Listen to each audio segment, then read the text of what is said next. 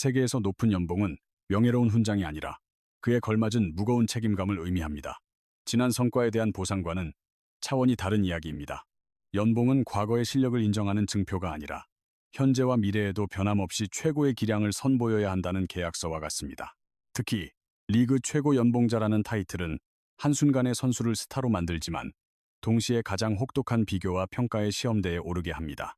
그렇기에 연봉 퀸이라는 호칭은 단순한 찬사가 아니라 매 순간 실력으로 증명해야만 하는 일종의 족쇄이기도 합니다.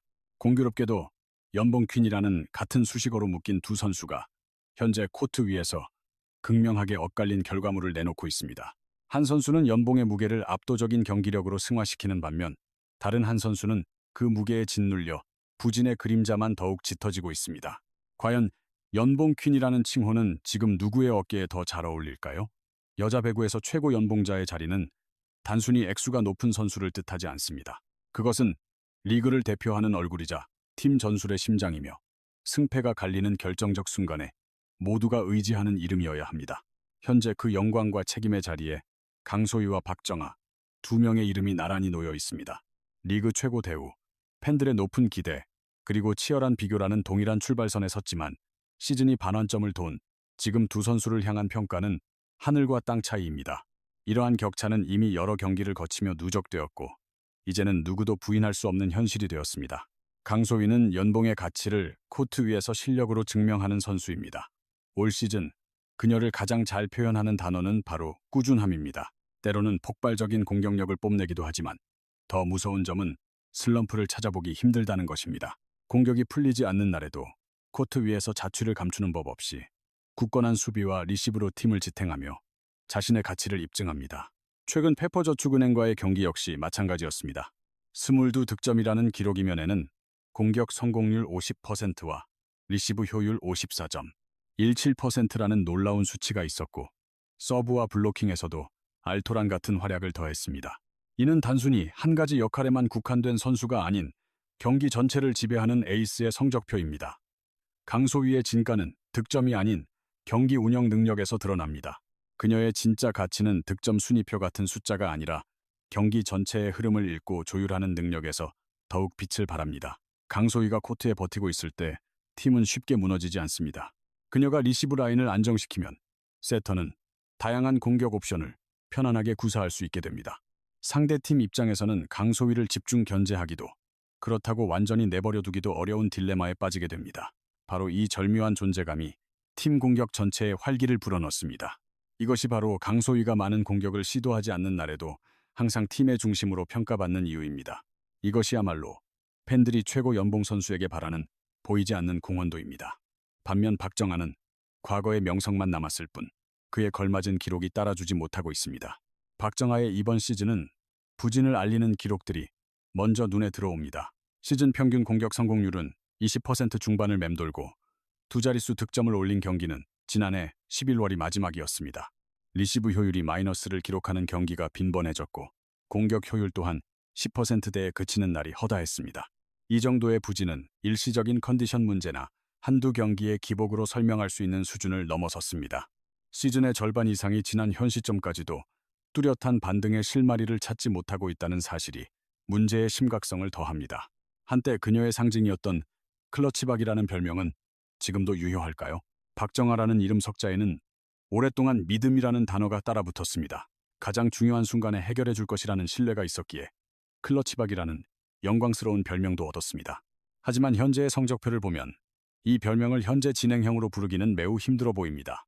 공격 성공률이 20%대에 머무는 선수에게 승부처를 맡기는 것은 너무나 큰 도박이기 때문입니다.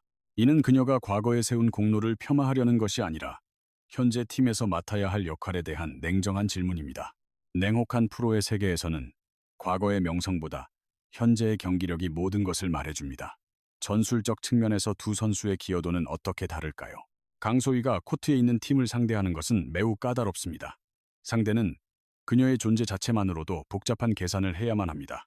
한 선수를 막으려다 다른 공격 루트를 내주게 되는 이 균형감이 바로 팀 전술의 핵심 동력입니다. 반면 페퍼저축은행을 상대하는 팀들은 아주 간단한 해법을 들고 나옵니다. 박정아를 향해 목적타 서브를 구사하고 외국인 선수의 공격 길목에 블로킹을 집중시키는 것입니다. 이 단순한 공식이 매번 반복해서 성공을 거두고 있습니다. 이는 연봉에 비례하는 전술적 영향력이라는 측면에서 볼 때 두 선수 사이에 치명적인 격차가 있음을 보여줍니다. 팬 커뮤니티의 반응 역시 극명하게 갈립니다. 강소희에 대한 평가는 대부분 연봉값 제대로 한다는 쪽으로 모아집니다. 팀이 힘들 때 제 몫을 다해준다. 이러니 연봉 퀸 소리를 듣는 거다. 와 같은 칭찬이 주를 이룹니다. 하지만 박정아를 향한 여론은 시간이 갈수록 험악해지고 있습니다. 이제는 이름값도 다 했다. 연봉을 생각하면 속이 터진다. 왜 먹튀라는 비난이 나오는지 이해가 간다. 와 같은 반응들입니다. 이러한 여론은 감정적인 비난이 아니라 계속해서 쌓여온 실망스러운 경기 내용에 대한 결과물입니다. 먹튀라는 극단적인 단어가 등장하는 데에는 구조적인 이유가 있습니다. 팬들이 최고 연봉 선수에게 바라는 것은 매 경기 엄청난 득점을 올리는 것이 아닙니다. 팀이 위기에 처했을 때 버팀목이 되어주는 모습, 가장 중요한 순간에 해결사 역할을 해주는 플레이, 그리고 팀 전체에 긍정적인 영향을 미치는 것. 이 세 가지야말로 최고 대우를 받는 선수가 반드시 보여줘야 할 최소한의 덕목입니다. 유감스럽게도 현재 박정아는 이러한 팬들의 기대를 전혀 충족시키지 못하고 있습니다. 이제 팬덤에서는 막연한 기다림 대신 실력으로 증명하라는 요구가 빗발치고 있습니다. 이 두 선수에 대한 비교가 더욱 무겁게 다가오는 것은 단순히 올 시즌의 성적 문제 때문만은 아닙니다. 바로 다음 시즌부터 여자 배구의 연봉 체계가 완전히 개편되어 셀러리캡 제도가 도입되기 때문입니다. 한국배구연맹이 여자부 셀러리캡에 칼을 빼들었습니다. 개인 최고 보수액이 기존 8억 원에서 5억 4천만 원으로 대폭 삭감됩니다. 결국 지금 최고 연봉을 받는 선수들이 사실상 마지막 연봉 퀸 세대가 되는 셈입니다. 바로 이 지점에서 강소희와 박정아 두 선수의 가치를 다시금 조명하게 됩니다. 이는 단순히 현재 두 사람의 성적을 나란히 놓는 것과는 차원이 다른 이야기입니다.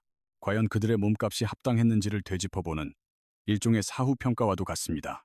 앞으로는 이와 같은 거액의 계약이 나오기 힘들어질 것이기에 현 최고 연봉 선수들을 향한 잣대가 한층 더 엄격해질 수밖에 없는 이유입니다. 강소희 선수는 이러한 변화의 흐름에서 비교적 자유로운 입장에 있습니다.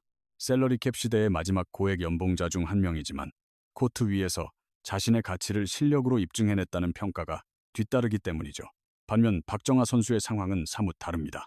만약 연봉 체계가 개편되는 와중에 지금과 같은 경기력이 이어진다면 그녀의 계약은 시대의 전환기 직전에 맺어진 가장 아쉬운 계약으로 기억될 여지가 많습니다. 이제는 리그의 인기가 높았기 때문이라는 말로 높은 연봉의 타당성을 주장하기는 어려워졌습니다. 제도가 바뀌면 평판의 기준 역시 달라지기 마련이고 그 평가는 더욱 냉철해질 것입니다. 그리고 그러한 기류는 이미 감지되고 있습니다. 연봉은 과거의 명성을 보장해주지 않습니다. 강소희는 자신의 실력으로 연봉 퀸이라는 수식어가 합당함을 증명하고 있습니다. 박정아에게 그 수식어는 오히려 꼬리표처럼 따라붙는 물음표가 되어가고 있습니다. 물론 아직 시즌이 한창이기에 반전의 기회는 남아 있습니다. 하지만 현재까지의 모습만 본다면 몸값에 걸맞은 활약을 펼치고 있는가라는 물음에 두 선수가 내놓는 대답은 확연히 갈리고 있다는 점을 부인하기 어렵습니다. 지금까지 배구 이슈에서 소식 전해드렸습니다. 앞으로도 V리그의 경기 소식과 선수들의 동향을 누구보다 신속하고 깊이 있게 다루겠습니다. 저희 채널에 보내주시는 구독과 좋아요, 하나하나가 더 좋은 콘텐츠를 만드는 데 큰 원동력이 됩니다. 다음 소식으로 또 인사드리겠습니다. 고맙습니다.